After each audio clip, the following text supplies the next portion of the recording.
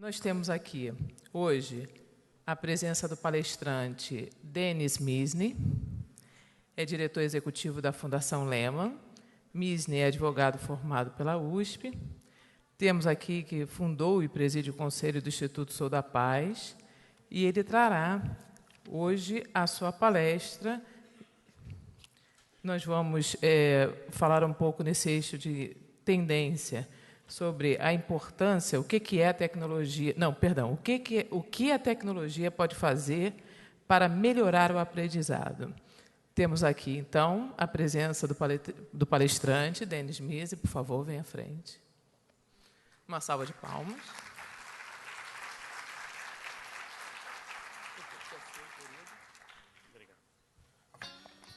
Boa tarde. Boa tarde a todos e a todos. Queria agradecer ao Sistema Firjan pelo convite, pela oportunidade de estar aqui na Conecta 2012.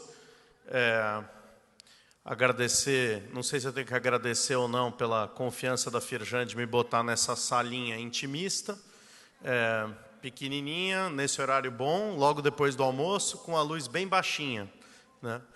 E mais ou menos metade das pessoas, vocês devem ter reparado, sentaram ali bem perto da porta, que assim, se estiver muito chato, dá para sair sem reparar. Eu vou estar olhando para vocês, tá? Eu vou ficar olhando para lá, e aí, se vocês forem embora, eu vou ver. Se vocês quiserem mudar mais para o centro, também fiquem à vontade, tem os lugares aqui, o preço é o mesmo, e é melhor localizado. A gente tem aqui até as 3h30, e a minha ideia não é ficar aqui falando num monólogo bem chato com vocês até esse horário, mas realmente que eu possa fazer uma apresentação e que a gente possa ter alguma interação, perguntas e conversar mais sobre esse tema, que acho que é um tema que interessa a todo mundo, ou pelo menos vocês que vieram aqui agora, da discussão sobre como a tecnologia, como as inovações podem ajudar a aprendizagem em sala de aula. E isso é importante saber, o foco do que eu vou falar é isso, é aprendizagem, é sala de aula. A tecnologia e as inovações educacionais podem ajudar muita coisa no mundo da escola, ou prejudicar, ou depende de onde você olhar para isso. O que eu queria falar, já nesse tema tão vasto, é esse pedaço. Antes de começar o tema propriamente dito, eu queria explicar um pouco de onde eu venho e o que a gente faz. Eu sou o diretor da Fundação Lehman. A Fundação Lehman é uma fundação privada, familiar, que foi criada há 10 anos atrás em São Paulo pelo empreendedor Jorge Paulo Lemann para tentar ajudar a educação brasileira. A ideia é bastante simples. Se a educação é a melhor forma de uma pessoa atingir todo o seu potencial, a educação pública, a educação de um país é a melhor forma de um país atingir todo o seu potencial. Essa é a motivação central da Fundação. E o nosso foco é realmente garantir que todo aluno brasileiro aprenda aquilo que ele deveria aprender, na idade que ele deveria aprender, na melhor qualidade que ele possa aprender. E aí a gente acredita num princípio que pauta tudo que a gente faz, que é a excelência com a equidade. Então, é lá em cima, é lá no alto, alta expectativa para todo mundo, mas é para todo mundo. Não é pegar alguns e ajudar eles a chegarem, é melhorar a educação como um todo. Claro, a gente é uma fundação bem pequenininha, o nosso papel nisso é bastante reduzido, mas a gente escolheu 4 estratégias que a gente acha que são complementares e que podem fazer a diferença. E a primeira delas é exatamente a questão da inovação.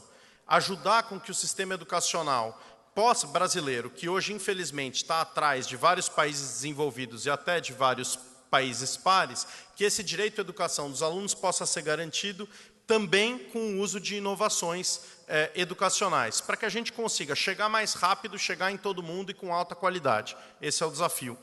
A segunda aposta, e eu quero falar rapidinho dessas 4 estratégias, porque muitas vezes quando alguém vem num evento de tecnologia educacional ou de inovação, fica achando que tudo vai ser resolvido com um programa novo, um software novo, distribuição de computador e tal. E, obviamente, não vai ser assim. Então, para já deixar claro que essa não é, pelo menos, a minha visão, já contar que a gente faz várias outras coisas, e aí, se vocês quiserem discutir isso no debate. Mas a gente aposta que a inovação tem um papel, mas que a gestão da educação, de uma maneira geral, e da sala de aula em especial, também tem um papel. Gestão é o secretário municipal de educação, o diretor da escola, qual o papel dessa liderança para transformar a escola. Então, a gente forma diretores de escola, trabalha com secretários municipais.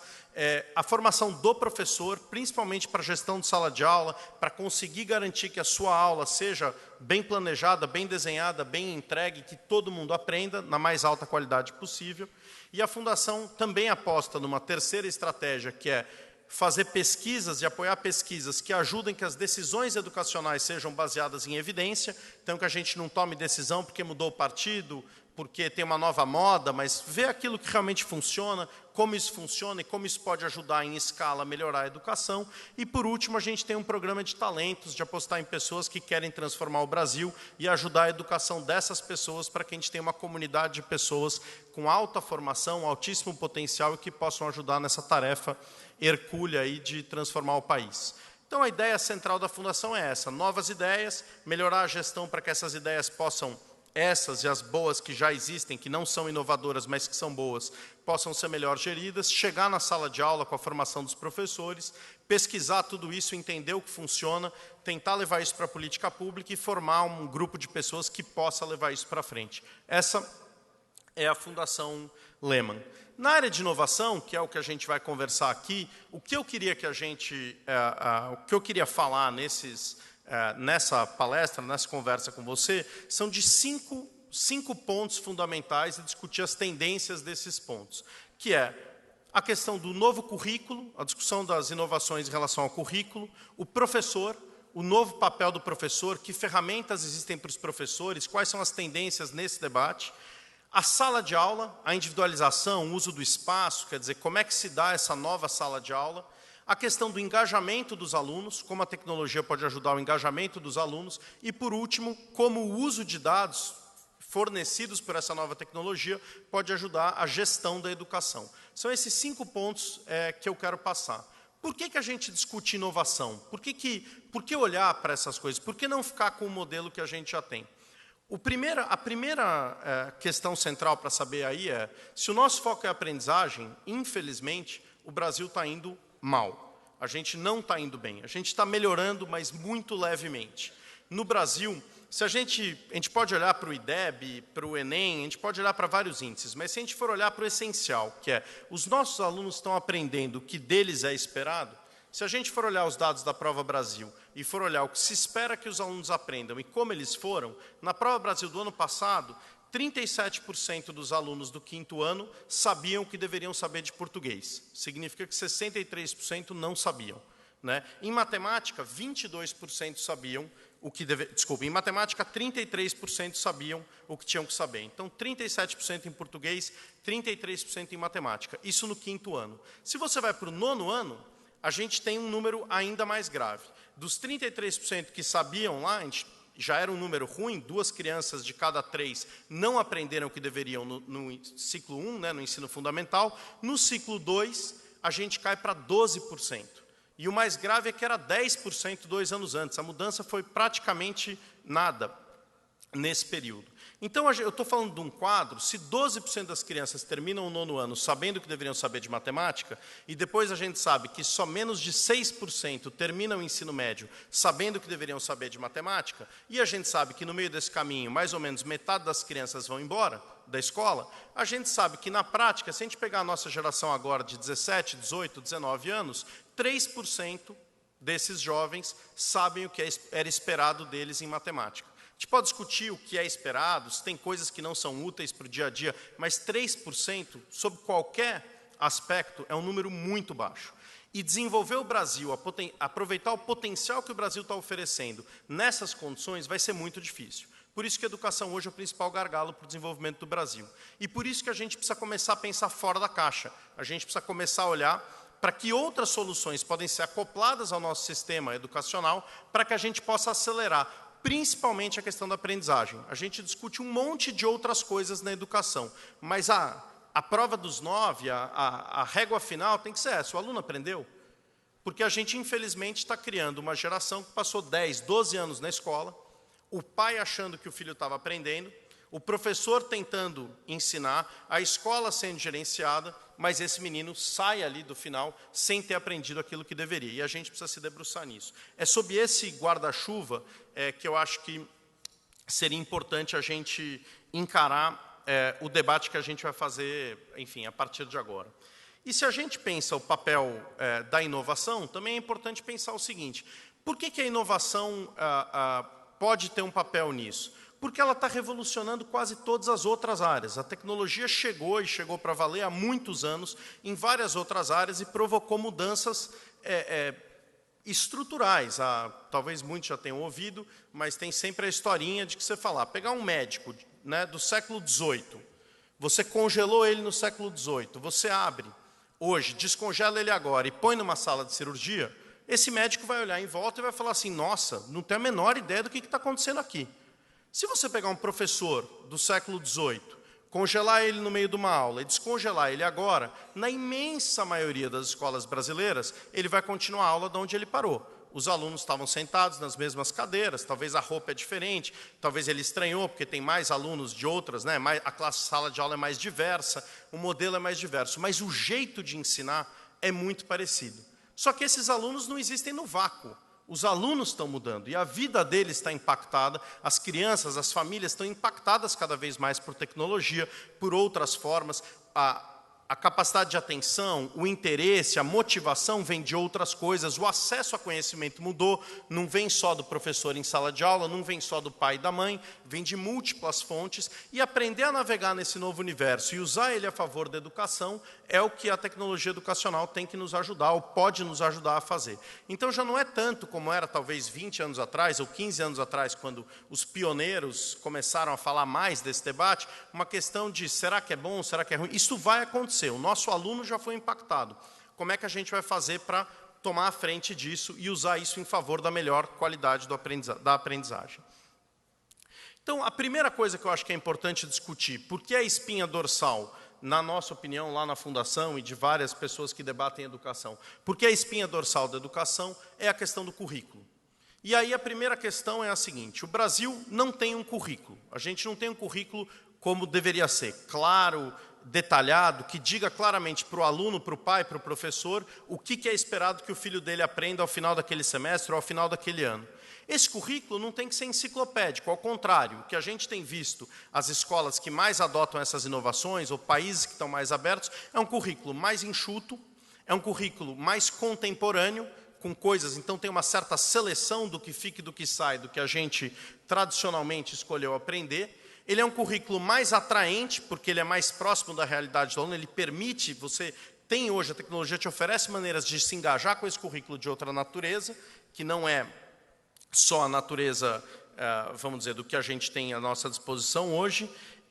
E esse é um currículo, claro, isso é fundamental, isso não é questão de inovação ou não. Escolas que vão bem têm um currículo de altas expectativas, é lá no alto. A gente não tem que passar um mínimo denominador comum e falar, se ele aprender só isso aqui, tá bom, né?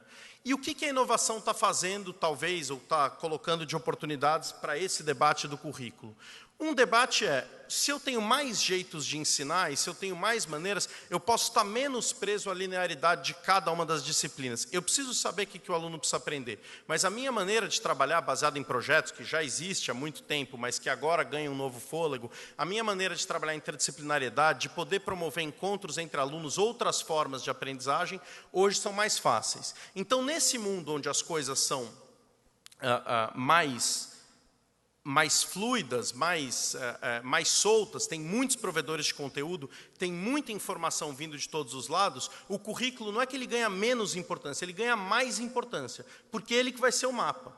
Se não tiver claro para uma rede, para um país, para uma escola, o que se espera aprender ali, como é que um professor vai escolher que ferramentas ele vai usar, como é que a gente cria um ambiente onde essas ferramentas estão sendo criadas. O que a gente diz para o empreendedor que vai criar um novo software educacional, uma nova solução, uma nova plataforma, se ele não sabe qual caminho seguir ali? Então, nesse momento de maior fluidez, de muitas fontes, que não é só o livro didático que chega lá na sala de aula, a gente está falando de permitir que a sala de aula beba, e o aluno, não só na sala de aula, e o professor, beba de muitas fontes, eu não tenho que ensinar como dar aula, eu não tenho que dar o exemplo exato que todo mundo vai repetir, porque isso não faz sentido, mas o ponto de chegada precisa estar claro.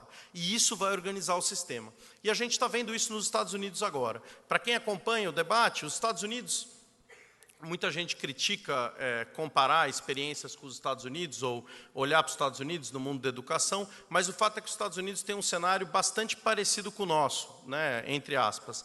Eles têm 3 milhões de professores, nós temos 2 milhões de professores. Eles têm uma população diversa, a gente tem uma população bastante diversa. Eles têm um sistema extremamente descentralizado, a gente tem um sistema extremamente descentralizado. Enfim, não havia um currículo nacional, a gente também não tem um currículo nacional. E os Estados Unidos se engajou no Common Core, em criar um currículo comum, que não é 100% do currículo, é um core, é um núcleo desse currículo, que agora é igual para todo mundo, e é detalhado. A aula não é igual para todo mundo, o jeito de aprender não é igual para todo mundo, mas o que se espera que o aluno aprenda é igual para todo mundo. E isso está dando um salto, nos últimos meses a gente vem vendo isso, todas as empresas de software, todas as ONGs que estão trabalhando nessa área, as escolas mesmo, começam a criar um monte de coisa que passa a ser comparável. O professor passa a ter condição de comparar jeitos de ensinar, de conteúdos parecidos com muitos jeitos diferentes, com mais recursos. Então, a partir do momento que a gente tem um currículo como espinha dorsal, esse currículo que é mais contemporâneo, que é mais enxuto, mas com a expectativa lá no alto, eu consigo ajudar a melhorar o sistema todo em torno dessas inovações e não ficar uma disputa de uma plataforma para cá, um jeito para lá, mas eu consigo beber nessas várias fontes e levar isso de alguma maneira para a sala de aula. E isso talvez nos leve ao segundo ponto desse debate, que é o papel do professor, né? Hoje a situação com o professor é uma situação crítica no Brasil. De um lado, a gente espera demais do professor. A gente está achando que esse professor, você pega um professor que veio das nossas escolas, que tem esses índices de aprendizagem que a gente colocou, onde 3% dos alunos terminam sabendo matemática, ou onde 37% dos alunos terminam o 5º ano sabendo português, ou 32% terminam o 9º ano sabendo português. Eu pego os professores daí. A maioria dos nossos professores sempre tem honrosas e maravilhosas exceções que todos nós conhecemos, mas na maior parte das vezes, os nossos cursos de pedagogia atraem os alunos que não são os melhores das suas salas, não são os melhores alunos, que procuram outras profissões que são mais valorizadas, que têm outro tipo de remuneração, reconhecimento, etc. Então, você não seleciona entre os melhores alunos dessas salas. Você pega esse professor, você dá uma formação para ele hoje, mais parecida com a demanda que ele tinha décadas e décadas atrás do que a nova demanda que está vindo, ele é muito pouco submetido ao contato com o aluno na sua formação, muito menos com esse aluno de hoje que está na sala de aula. Depois que ele ficou ali 4 anos estudando, vai para uma sala de aula, quase que pela primeira vez ou logo no começo, e na hora que ele tem esses alunos, você tem um grupo de alunos extremamente diverso, que cada um aprendeu de um jeito, que muitos não aprenderam o que deveria, e você fala para ele, dê uma aula aí, que faça sentido para esses 35, 40 alunos que estão na sua frente. Alguns já sabem, já estão alfabetizados, outros não estão. Alguns sabem as operações, outros não sabem. Mas é assim, faça aí uma aula e, olha, vai ter prova no final do ano e a gente quer olhar aí o desempenho dos seus alunos, a gente vai medir você por esse desempenho. É muito difícil. Nesse sentido, a gente espera demais do professor.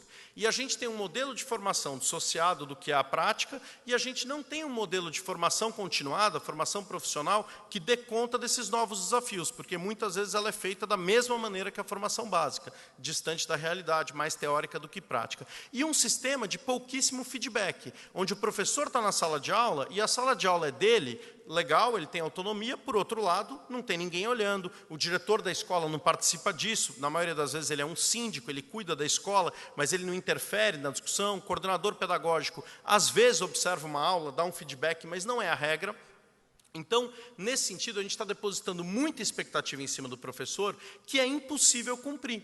Se não fosse impossível, a gente não tinha esses índices de não aprendizagem tão altos, não é uma exceção. A gente não pode chamar de exceção uma coisa que afeta, nos primeiros 4 anos de educação, 2 de cada 3 alunos. Estou falando bem do comecinho. Você pode dizer que mais para frente, o aluno não aprendeu antes, é mais difícil. Tudo bem, mas logo no começo, a gente já sai de cara perdendo ou deixando para trás 2/3 dos nossos alunos. E eu acho que isso é importante, eu estou chamando a atenção dessa questão do professor, porque eu acho que esse mundo da inovação dá uma outra perspectiva para o papel do professor, onde a gente pode mudar a nossa expectativa em relação a ele, e aí sim podemos esperar mais dele. Podemos sair do discurso de que a profissão não é valorizada, ou que a remuneração não é adequada, ou que a formação não é adequada, e mexer nisso mais rápido para o professor do século XXI, digamos, do que era para o professor do século XVIII, ou XIX, ou XX, onde ele precisava aprender todo o conteúdo, aprender como dar bem esse conteúdo e aprender a individualizar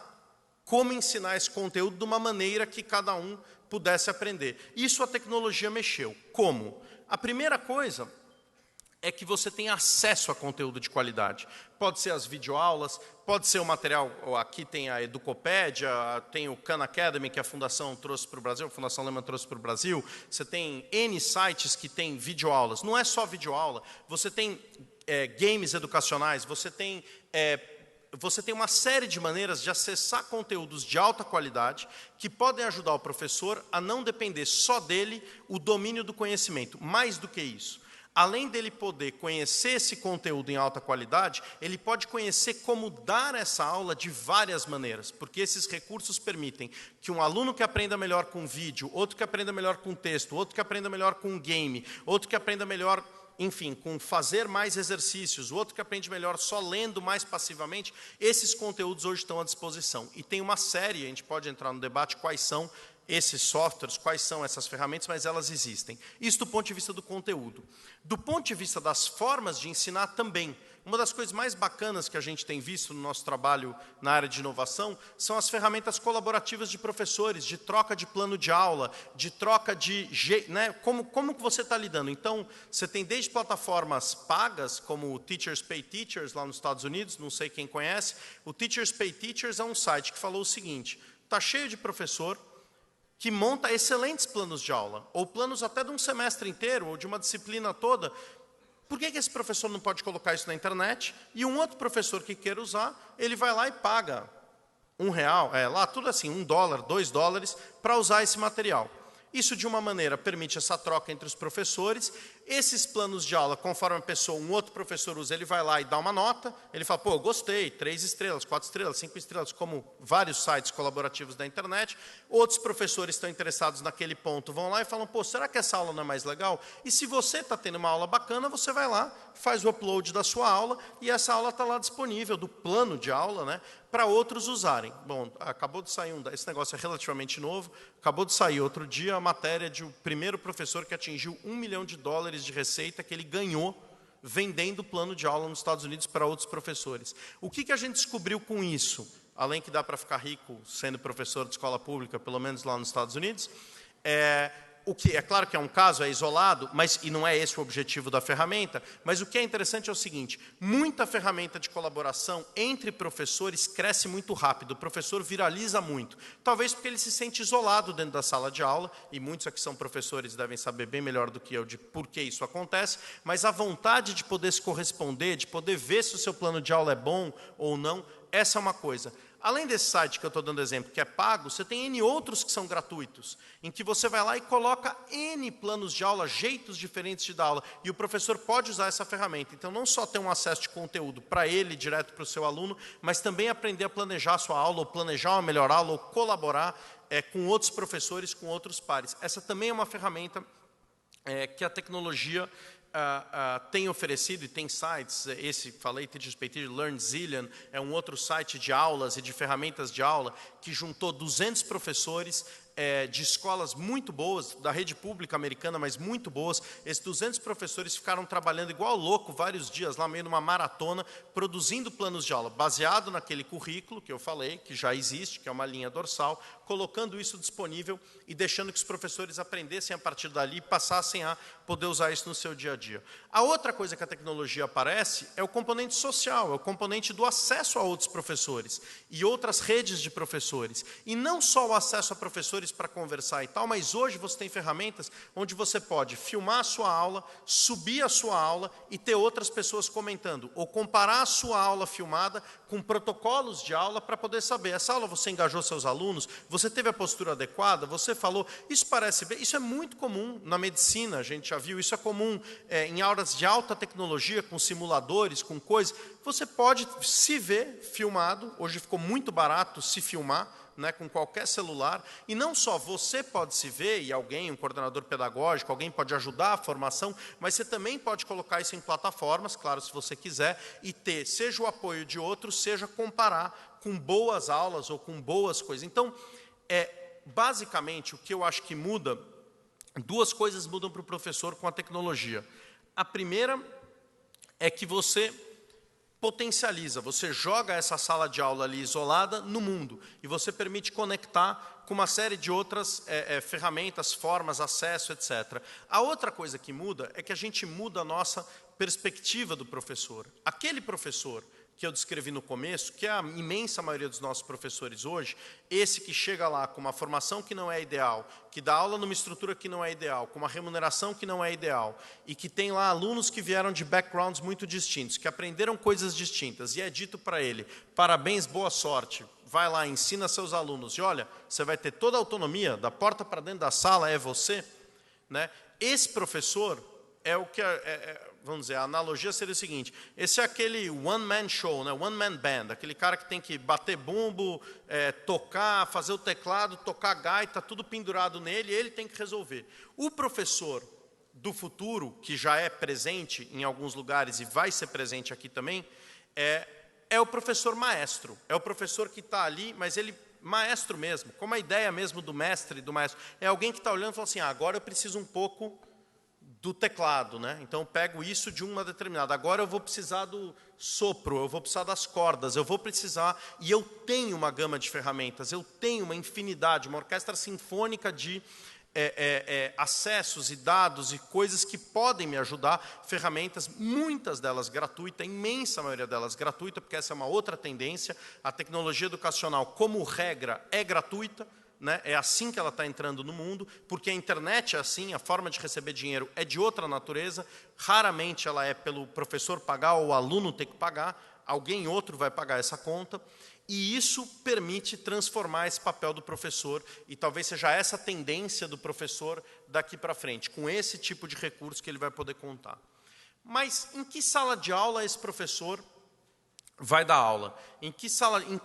Qual é o cenário? O que a gente está vendo que está acontecendo? Então, a primeira coisa é que essa sala de aula, é um termo que está muito repetido por aí, é o tal do blended learning, né? A sala de aula hoje, ela não é... Antigamente, quando começou o debate de tecnologia, a gente falava, vão botar uns computadores que vão substituir o professor, ou uma televisão que vai substituir o professor.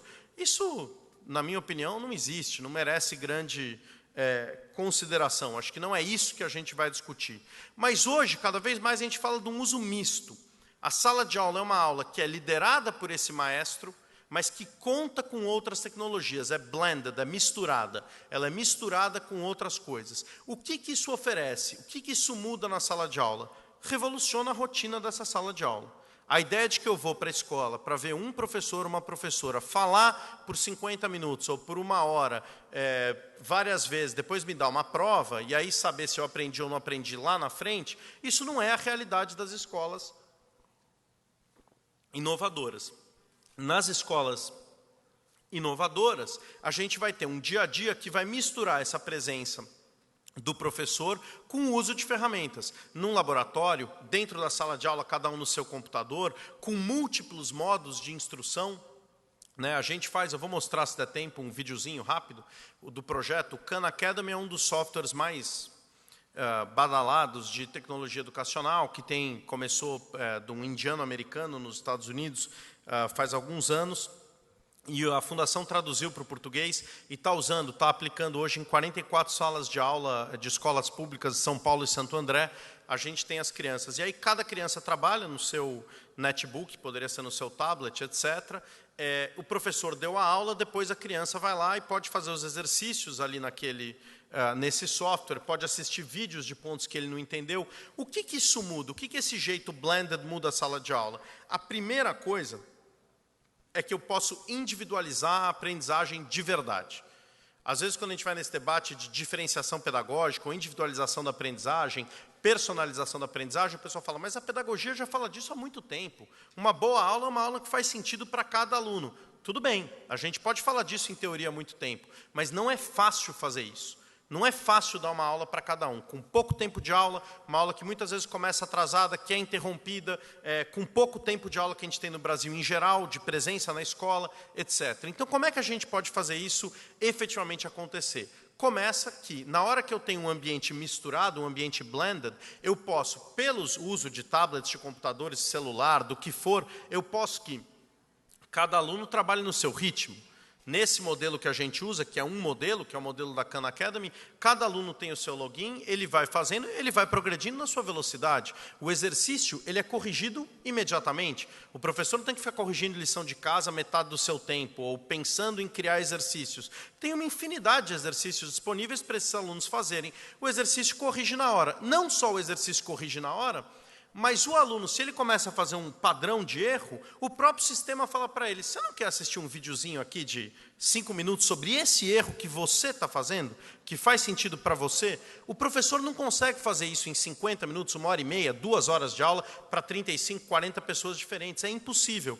E o que isso permite? Permite que não só o aluno, parte da aula, esteja indo na velocidade dele, como permite colaboração entre os alunos. Muda o papel também do aluno na sala de aula. Porque se eu estou vendo que tem um aluno que anda bem rápido, que está conseguindo, por acaso, naquele ponto de matemática, ir muito bem, esse menino, o professor sabe quem ele é, porque ele vê isso no sistema imediatamente, eu vou falar disso um pouquinho mais para frente, mas esse professor pode falar o seguinte, olha, Pedrinho, você está indo muito bem nisso, o Marquinhos ali está com dificuldade nesse ponto, senta junto, façam vocês juntos. Olha, tem um grupinho que está com esse ponto, vamos juntar um grupo aqui diverso, colocar eles juntos em volta de uma mesa, nessa nova configuração da sala de aula, que também não deveria ser cadeira, cadeira, cadeira, quer dizer, que permite mais mudança e mais interação, e eles podem colaborar, um pode ajudar o outro. A gente assistiu numa escola faz bem pouco tempo, uma professora, ela começa a aula usando a metodologia do Khan, ela dá a aula dela normal, daquele ponto, frações, ela deu a aula de frações e fala, pessoal,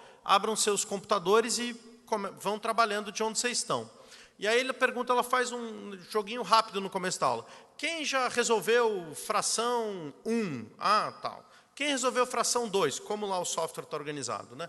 Ah, tal, outros levantam a mão. Quem já resolveu 3? Aqui. Quem não conseguiu chegar em fração ainda? Ah, fulano e fulano e fulano. Tá bom. E quem já resolveu todos? Ah, tá bom. Aí vai lá e faz o seguinte, olha, vocês 3 que ainda não conseguiram chegar em fração, vem comigo. Vocês vão ficar comigo durante esse período da aula. E eu vou dar uma mini aula só para vocês. Eu vou ajudar vocês a chegar nesse novo patamar. Vocês que já estão fazendo, ela foi lá na lousa e passou um giz, escreveu de um lado, quer ajudar, e do outro lado, quer ajuda. E começou, isso era uma sala de alunos de 10, 11 anos de idade, 5º ano.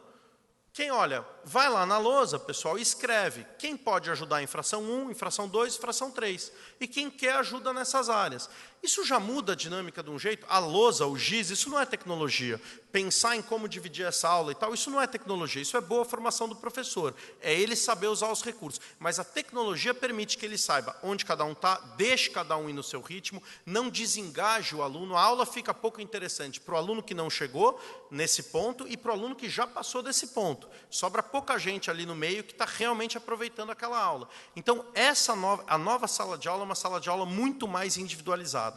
Mas ela não é individualizada só porque eu tenho acesso a exercícios que se corrigem sozinhos, que podem ter lá a sua parte de game, ou que podem ter não sei o quê, e que dão esse dado e permitem essa nova configuração, esse novo uso do professor. Ela também é diferente, ela também é individualizada, porque ela permite múltiplas formas de aprender.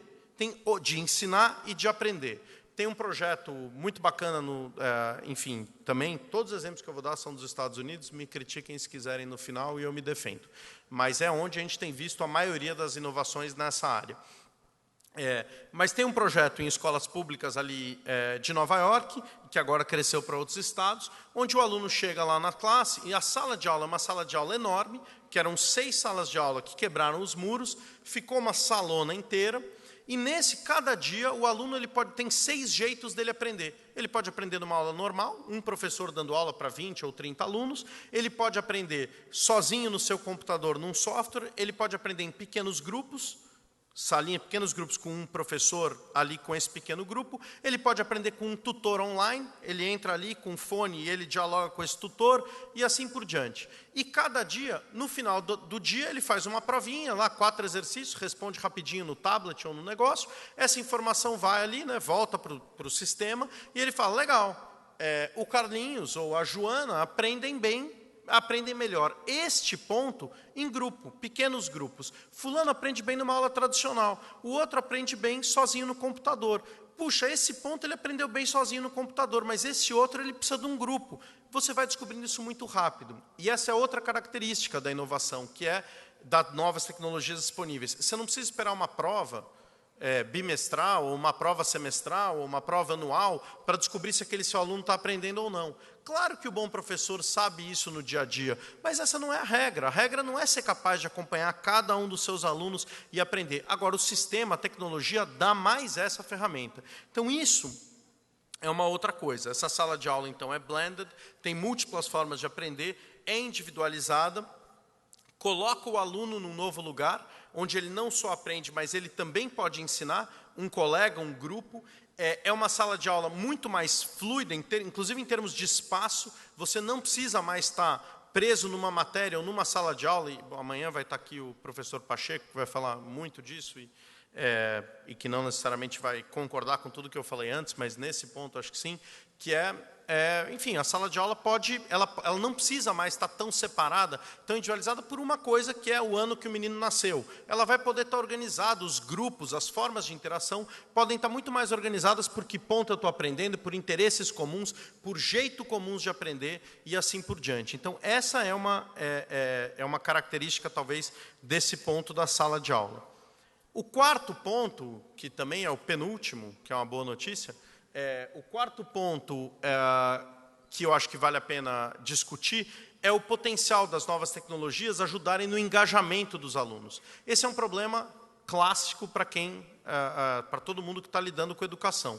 Como é que a gente garante o engajamento dos alunos? Principalmente o engajamento de alunos que deixaram um bom pedaço da sua formação para trás, muita coisa vai ser cumulativa e ele não vai conseguir seguir, mas também alunos que são de uma outra geração, muito mais dispersa, muito mais interessada em outras coisas, que aprendem de outras maneiras. Eu não sei, talvez seja uma exceção a minha filha de 3 anos, mas que é o meu microcosmos, né?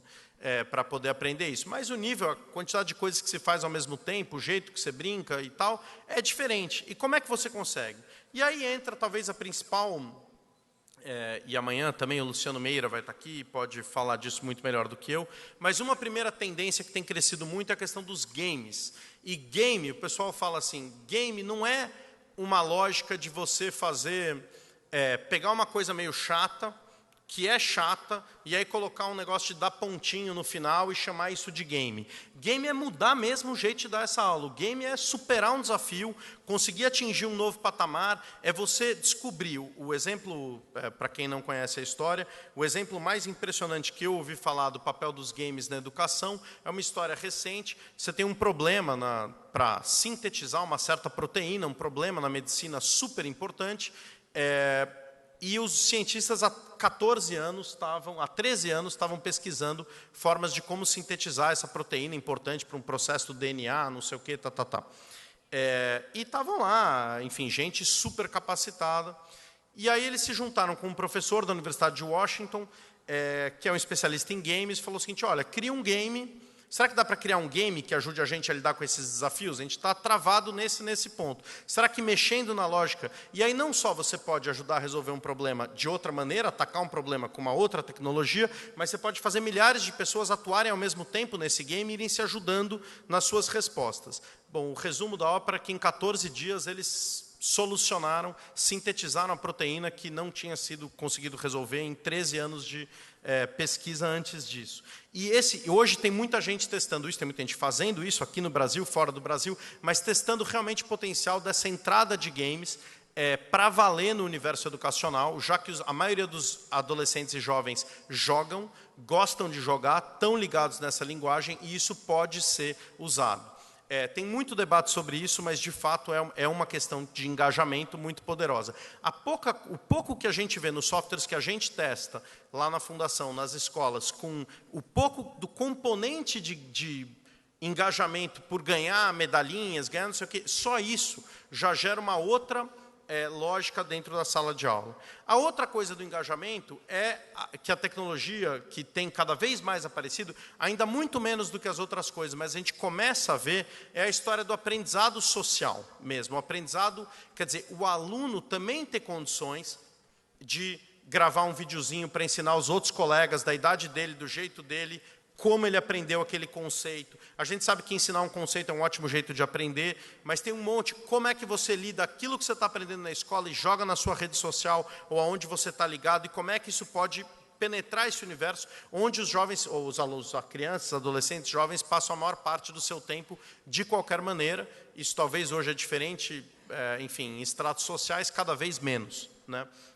Então, há também aí essa questão do engajamento, que é crítico, não só para garantir a melhora da aprendizagem, mas também para combater a evasão, que a gente sabe que é enorme, principalmente no fim do Fundamental 2 e no ensino médio, que são áreas, momentos super importantes da educação e que a gente pode tentar usar para trazer de volta. É claro também que uma sala de aula mais individualizada, que um currículo mais enxuto, mais contemporâneo, que esse professor, que é mais um maestro do que o único showman, e isso tudo vai acontecer, isso também vai atrair, de alguma maneira, o aluno, o estudante, para dentro da sala de aula e para os outros espaços que não são mais da sala de aula, mas que são espaços de aprendizado e onde a tecnologia pode compor esse aprendizado. O último ponto que eu queria trazer na questão de tendências, e que é um dos pontos que eu acho mais interessante, é a questão do uso de dados.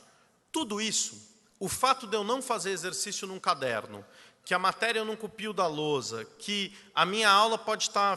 Tudo isso permite um grau de conhecimento sobre como um aluno aprende, cada um deles aprende, que é revolucionário. Você imagina, todo mundo aqui que usou o Google alguma vez na vida, ou que usa o Facebook, sabe o quanto aquilo que você faz, né, impacta como é que a sua busca vai aparecer, se dependendo do que você escreve no seu Gmail, vai aparecer um anúncio diferente do lado da sua... Né, eu pessoalmente, tomei um susto a primeira vez que eu falei que ia viajar, sei lá para onde, e apareceu do lado um negócio dizendo hotéis, não sei aonde. Eu falei assim, nossa, que coincidência. Aí você vai descobrindo que as coisas não são coincidência. O sistema vai aprendendo sobre você, ou quem já comprou algum livro na Amazon ou em qualquer outra coisa, ele vai dizendo, você leu esse livro? Quem gosta desse livro costuma gostar disso aqui, e assim por diante. Isso a gente está falando de plataformas que a gente usa, comparado com a educação, relativamente pouco. Quantas vezes faz uma compra online?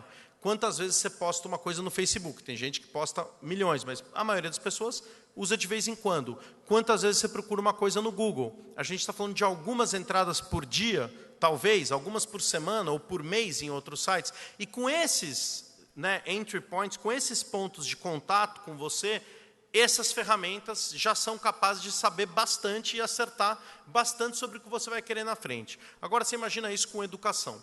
Imagina se esse aluno está sempre trabalhando, logado em algum lugar, e ele resolve um exercício, ele lê um texto, e aí ele responde uma pergunta, ele assiste um vídeo, ele responde uma pergunta, ele faz uma prova também nesse sistema, ele tem aula com o professor tal, o sistema sabe, quando ele tem com outro professor, o sistema sabe. Tudo isso parece meio Big Brother, mas é a realidade da internet hoje, a realidade da tecnologia hoje. Isso acontece de fato. Quando esse mundo de informações está disponível, isso permite, esse é um pedaço grande do que pode ser uma transformação muito grande. Porque, começa no micro. Aquele exemplo que eu falei dos professores que estão aqui em São Paulo, Santo André, usando Khan Academy na sala de aula, ou estão usando o Quadrado Mágico, que é um outro software, ou estão usando o Geek, ou não sei o que lá. De cara, o professor já sabe, minuto a minuto, como cada aluno está indo. Ele sabe o que ele acertou, o que ele errou, quanto tempo ele levou para botar aquela resposta, se ele errou, que resposta errada ele botou primeiro, qual ele botou segundo, se ele usou dica ou não usou dica, se ele assistiu o vídeo ou não assistiu o vídeo, se ele fez isso de casa ou da sala de aula, você sabe tudo isso. E se você souber operar, se você tiver uma interface simples, que volta essa informação, seja para o professor dentro da sala de aula, nesse exemplo que eu estou dando, seja para o pai do aluno, seja para o diretor da escola, seja para o secretário de educação, etc, etc, etc, você começa a ter uma possibilidade de criar uma educação muito mais personalizada para o aluno, mas uma gestão muito mais inteligente da educação em geral. Como é que você aloca seus professores, onde você vai, enfim, que software você vai contratar ou não vai. Hoje, programa do livro didático, que é um pedação do dinheiro de várias escolas. Você vai lá e compra um livro didático de uma editora, se a editora você comprou dela, você vai levar tudo dela. Né? Você vai comprar um pacotão lá de coisas, ou você vai comprar geografia daquela coleção. Talvez um pedaço daqueles livros sejam ótimos e outro seja péssimo. Hoje você não sabe. Você só tem uma prova que diz.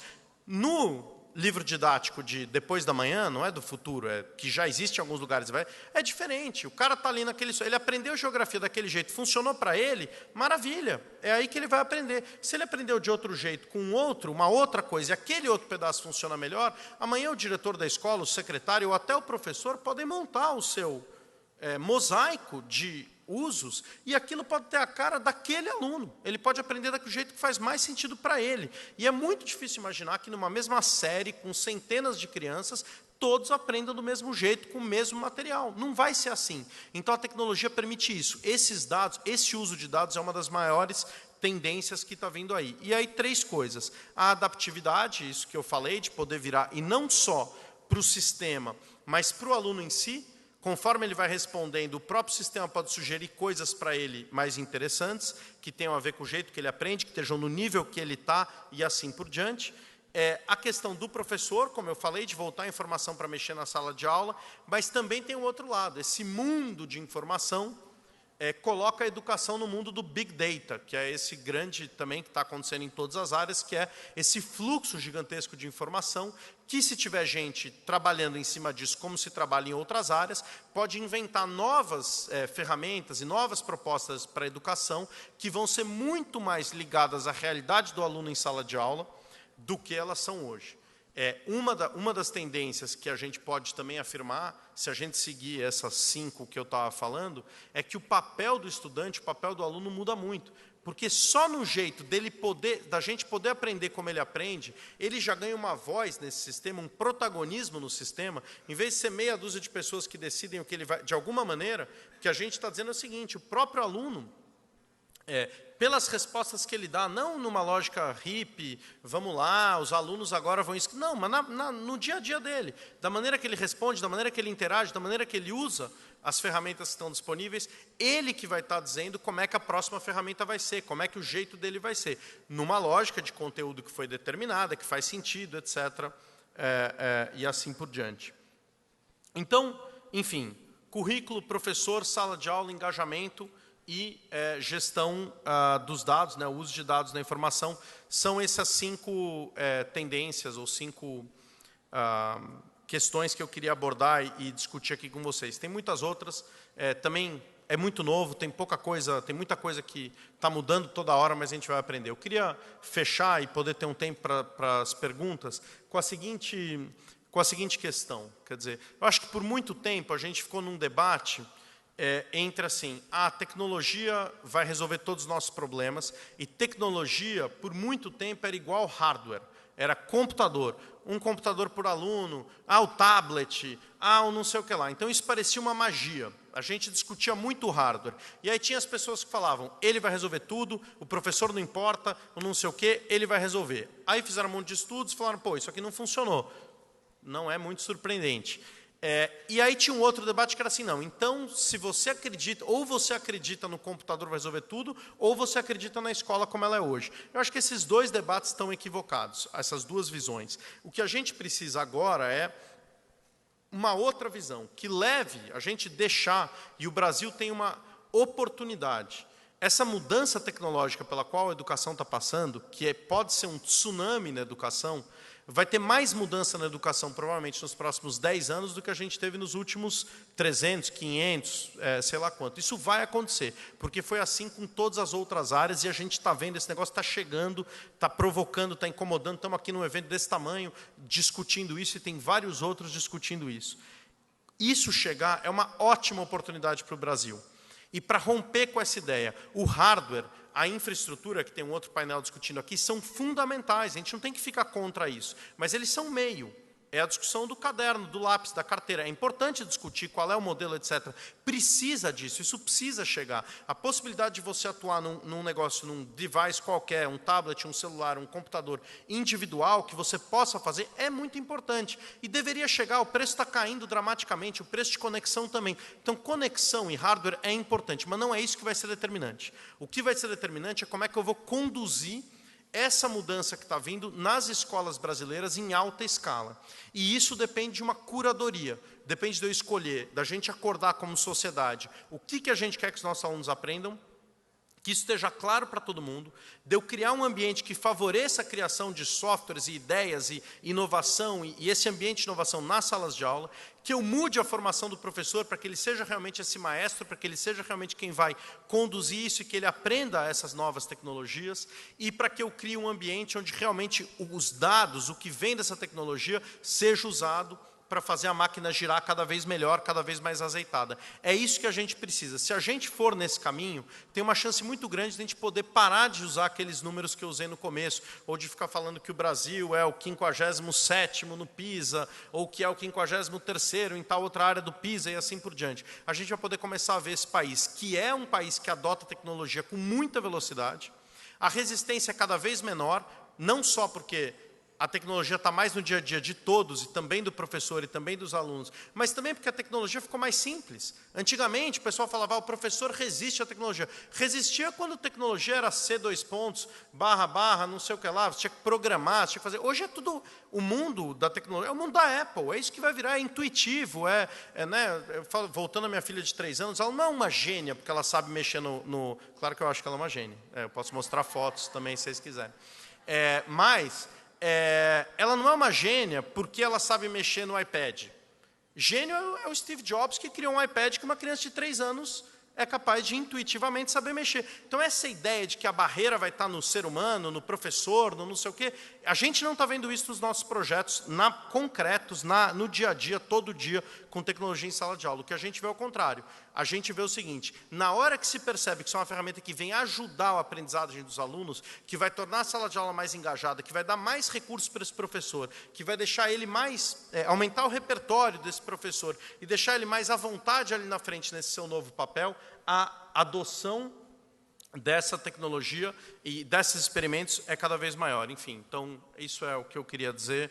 Muito obrigado.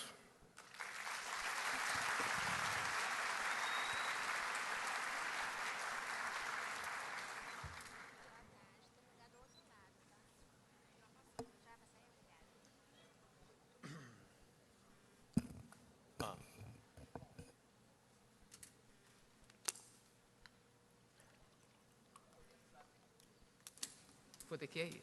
Opa, melhorou. Podemos abrir agora para debate. Aqueles que tiverem interesse em fazer alguma pergunta, nesse momento levante a mão, que nós temos uma pessoa que irá até você.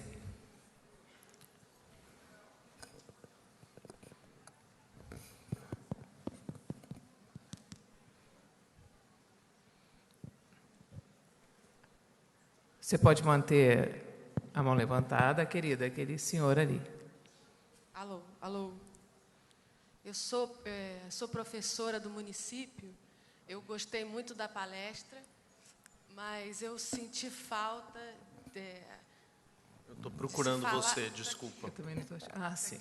Ali, obrigado. Desculpa, aqui a gente não vê nada. É uma coisa que eu sinto. Eu sou professora tem 1 ano.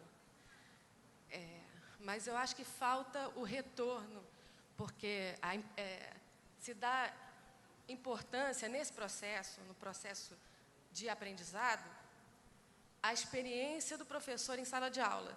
Isso, quando eu cheguei no começo do ano, comecei a dar aula, eu senti uma necessidade grande da comunicação, da falta de comunicação. Eu sou professora do município. E eu queria saber, nesse processo de desenvolvimento de tecnologia para a sala de aula, como é que é o diálogo entre o professor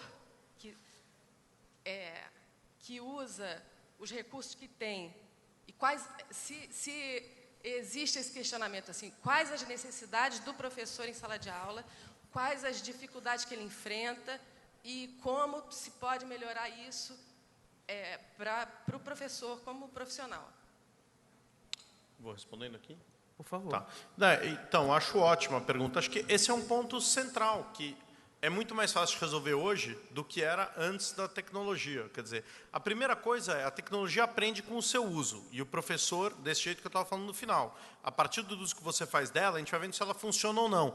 E diferente de um livro didático, ou de um sistema de ensino, ou de sei lá o que se use, que antigamente, supondo que alguém ouvisse o professor antes de fazer, ou na hora de selecionar isso para a sua rede, que já seria bem raro, supondo que isso acontecesse, para mudar, para você poder incorporar uma mudança sugerida pelo professor, isso aí é um custo altíssimo, é refazer um material, é reconstruir e tal. A lógica da tecnologia é muito diferente. Se você está usando um software e ele não é bom para você como um usuário importante desse software, porque você é um professor e faz ele chegar em muitas pessoas, a tua resposta sobre esse uso pode ser muito mais facilmente incorporada e mudada. É muito mais fácil também mudar essas inovações do que era mudar os jeitos tradicionais de dar aula. Fora isso, acho que muito do que eu falei aqui em relação ao professor, essas ferramentas para ajudar o professor a ter o feedback que você estava falando e a poder dar o feedback para os seus colegas, essas trocas, tanto nas redes sociais ligadas a isso. Existe nos Estados Unidos hoje uma rede que chama Edmodo, que é uma rede que tem centenas de milhares de professores, é tipo um Facebook de professores, onde eles estão trocando, discutindo tecnologia educacional. E isso, para os desenvolvedores de tecnologia educacional, é ouro, né? Saber o que o professor... É muito diferente do modelo de hoje, concentrado, poucos provedores de conteúdo, poucos criadores de conteúdo, poucos tomadores de decisão. Isso que a internet faz em geral, que é, de alguma maneira, uma democratização da decisão, todo mundo conseguir ter voz, etc., etc., não quero ser romântico com isso, mas acho que tem muito mais chance de sucesso do que o modelo atual. E o bom software, a boa inovação, vai levar em consideração isso, porque o uso que o professor faz dele é o que vai determinar se ele vai funcionar ou não vai funcionar. Ok. Pode ficar de pé, por gentileza?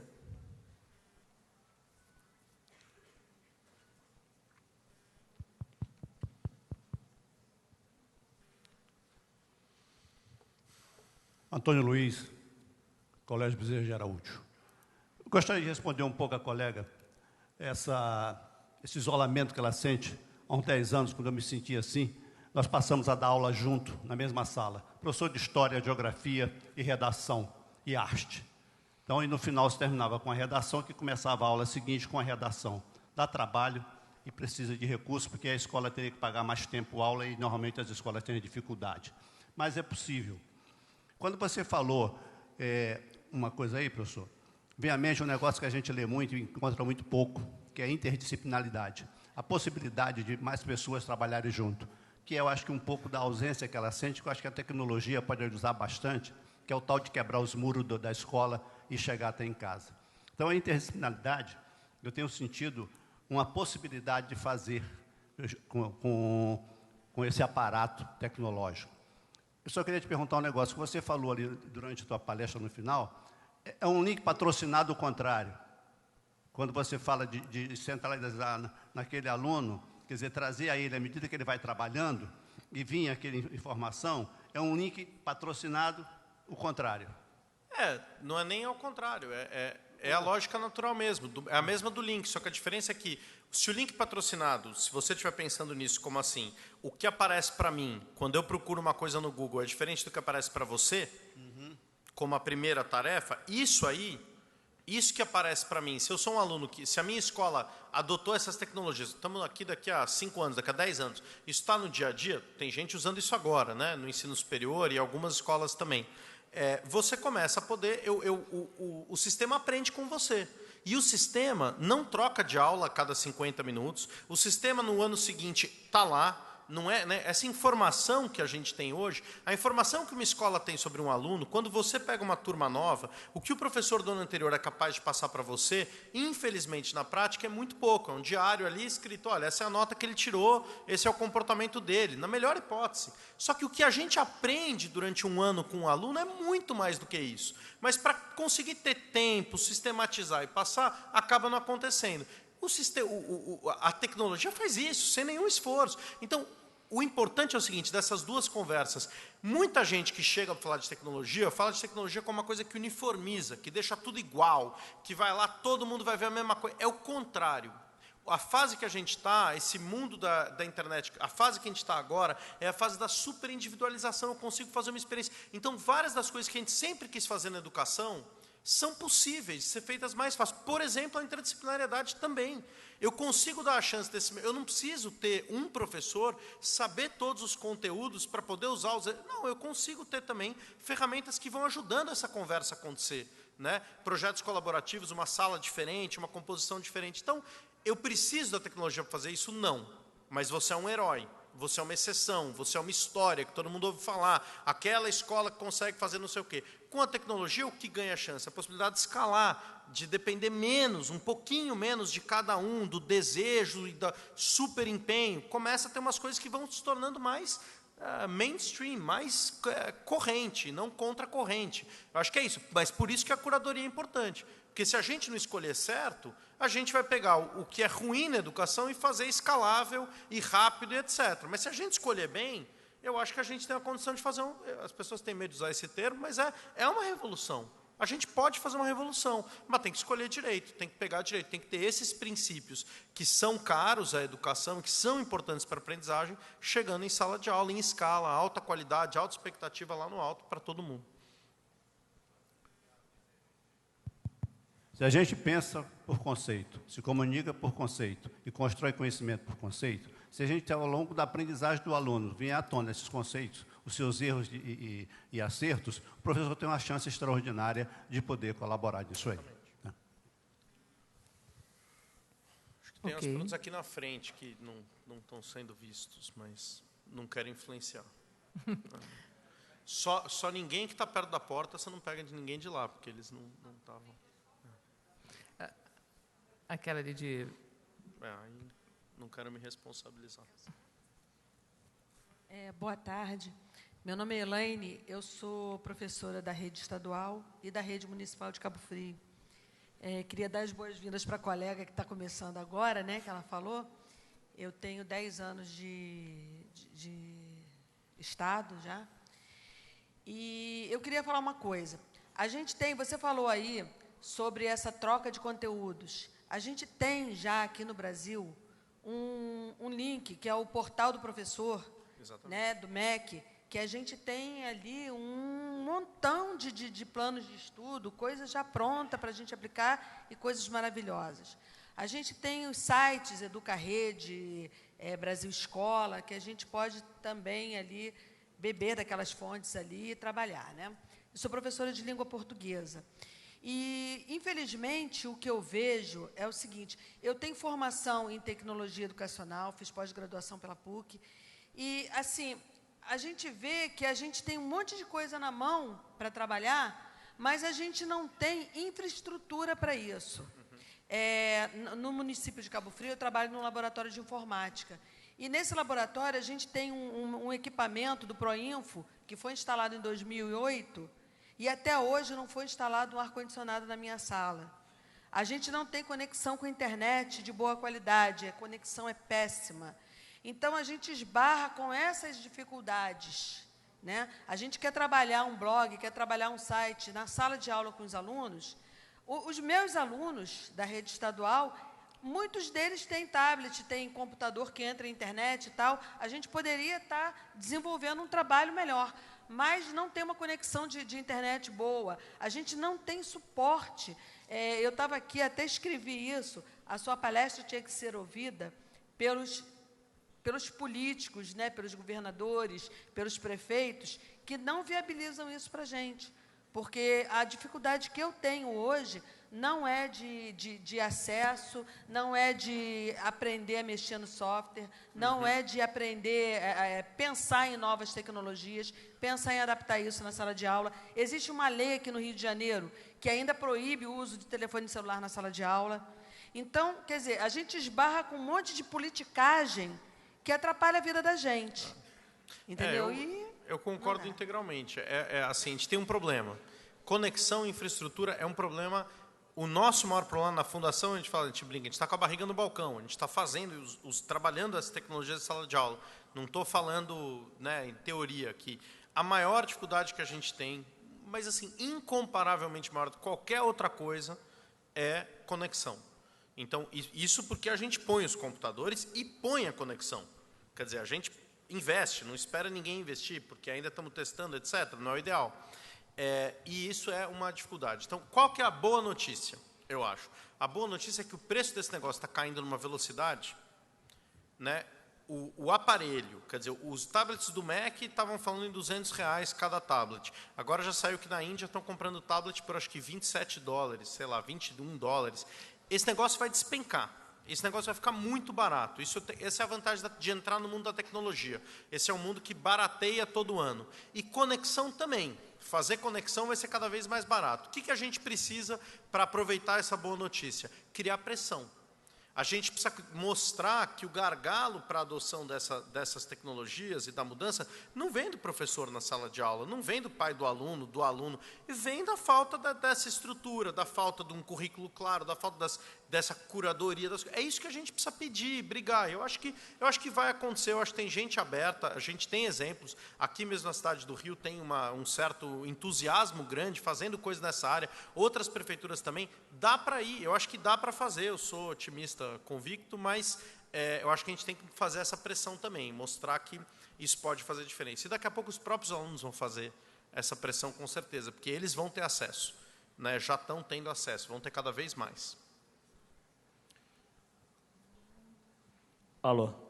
Oi, eu sou o Geraldo, sou do CTS de automação aqui do Senai, tá? Eu fiz aqui uma leitura da tua palestra e coloquei assim, ponto 1, a disponibilidade das tecnologias na sala de aula, mas com o gerenciamento, como se fosse um CRM, né? Acompanhando individualmente cada um. A adaptabilidade para a personalização dessas tecnologias. A montagem do perfil para o professor poder acompanhar cada um.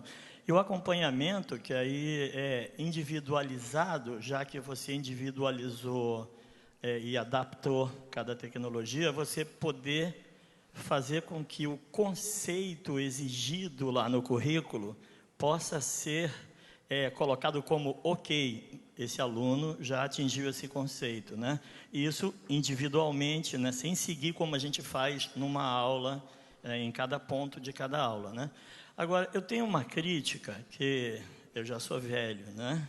Em tecnologia. Quando eu entrei em 79 na IBM, já era aula online, tá? E o que eu vi que não mudou e que lá no final das contas a gente verifica que não funcionou, é que a avaliação ela continua acontecendo imediata. Enquanto que desde a área, vamos dizer, física, mental, a avaliação de o que você aprendeu só deve acontecer 48 horas depois de você ter sido apresentado ao novo conceito. Tem alguma chance dessas novas tecnologias alterarem para que realmente seja validado? Isso é, só vou fazer o teste deste conceito 48 horas depois. Eu não sei te responder isso. O que eu sei te responder é o seguinte: fazer avaliação, que hoje é um trabalhão, criar a prova, criar os itens, passar a prova, mudou, certo? Eu posso fazer toda hora. Então, talvez vai acontecer na hora, mas se eu quiser repetir ela 48 horas depois, não tem custo, não tem diferença, isso está armazenado no mesmo lugar, eu posso, né, aprimorar essa... Em outras coisas, menos em escola básica, a gente vai vendo muito uma tendência também de dizer o seguinte, o aluno chega num curso de administração, um curso superior, talvez um já trabalhou, o outro nunca trabalhou, um veio direto da escola e tal. Determinados conteúdos, em vez de você ficar falando o seguinte, olha, o menino tem que estar sentado na cadeira e aprender 40 horas desse negócio, você já começa dizendo para ele, olha, isso aqui é o que eu vou te perguntar, isso é o que eu espero que você aprenda em cada um desses cursos, e na hora que você estiver preparado para fazer a prova, faz. E mata o conceito. E se você é 48 horas, se você já sabia, se você é no meio do semestre, porque se for, vai lá, resolveu, pum, vou para o próximo. Claro que isso é mais fácil de fazer num ambiente completamente virtual do que num ambiente real, porque você tem as limitações da estrutura, mas isso tem acontecido também, começa a aparecer cada vez mais. Então, agora, também acho importante um ponto que você falou, o seguinte, videoaula, eu concordo, videoaula não é inovação. Né? Videoaula a gente tem há muito tempo, telecurso, a gente tem uma série de coisas bacanas, úteis, ajudaram a difundir. Eu acho que não é a videoaula que é a mudança da educação. Eu acho que o que talvez a videoaula assim, é um outro jeito. Tem mais, se eu posso ter acesso a milhões de jeitos de dar uma aula no YouTube e tem algum lugar que organiza isso e escolhe as 10 que parecem funcionar melhor, e aí o meu aluno, além de ver a minha aula ao vivo, tem outras mais para ele ver, é uma chance a mais dele aprender. Se eu posso, então, mas eu acho que é um recurso no meio de um mundo de recursos, e só ele solto, isolado, legal, ajuda quem não tem conhecimento daquele conteúdo e não tem acesso a alguém que tenha. E a gente não deve minimizar isso num país continental como o nosso, com os desafios que a gente tem, etc. Mas é mais do que isso mesmo. Ok, mais alguma pergunta? Ok. Mais uma, por favor. Tem um pessoal que boa tarde. Para início, gostaria de parabenizá-lo pela palestra, adorei. E meu nome é Ana, eu sou professora de língua portuguesa do interior do estado e também trabalho no sistema com classes anexas. E, assim, dentro da minha realidade, eu gostaria de fazer 2 observações e uma pergunta. Na prática pedagógica, nós percebemos, né, nas classes do interior, que há uma grande resistência para o uso da tecnologia por parte dos professores, de alguns professores, de muitos alunos e da comunidade, né? Então, acredito que essa resistência esteja ligada à questão do apego que ainda existe ao ensino tradicional.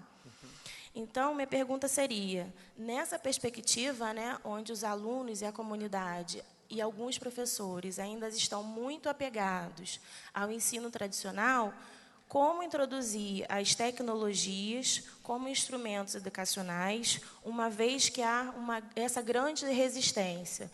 Um exemplo, se você usa um filme, né, que não é inovador, mas numa aula como um suporte de aprendizagem, muitos alunos viram para o professor e dizem assim, professora, hoje é vídeo, então me avisa quando tiver aula. Mudança é mudança, né?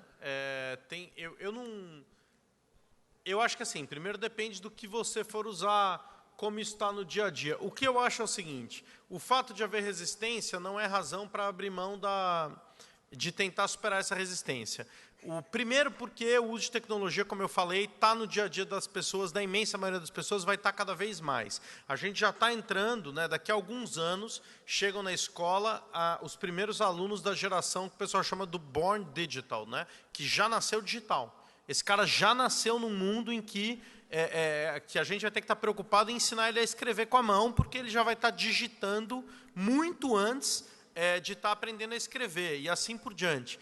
Então, assim, eu acho que essa resistência, ou o tempo vai resolver, naturalmente, tanto dos alunos quanto dos professores, ou tem que ser mesmo uma medida de você convencer, de trazer isso para o dia a dia dos alunos, para o dia a dia da sala de aula, de formas que sejam atraentes, de formas que sejam... e aí, isso vai ser vencido. Eu não tenho tanto medo dessa... Quer dizer, claro, você está tendo uma experiência, acho que ela é super válida, certamente ela acontece, mas eu acho que ela vai se dissipar no tempo e principalmente quando essas tecnologias tiverem a cara do que o que está se fazendo hoje. Vídeos muito curtos, coisas interativas, eu acho que isso tende a gente está vendo isso nas escolas. Dia que tem aula com uso da ferramenta, a presença é maior do que no dia que não tem uso da ferramenta, porque eles sabem, quarta-feira a aula de matemática é na ferramenta. Legal, eu vou lá. Eu vou fazer essa aula. A outra aula, que não sei o quê, vou menos. Né? Isso ainda é muito pequeno, a amostra muito pequena não vale estatisticamente para a gente conversar, mas os primeiros cheiros que a gente tem é de uma boa aceitação depois que a mudança é feita. Agora, para fazer a mudança, ninguém gosta, todo mundo fica com medo. Né? É normal. Ok. Nós sabemos que o tema ele é bem desafiante, ele traz vários questionamentos, mas nós agradecemos a presença aqui do nosso palestrante, agradecemos a presença de vocês, o nosso debate, e vamos nos preparar para a próxima conferência, ok? Boa tarde. Obrigado.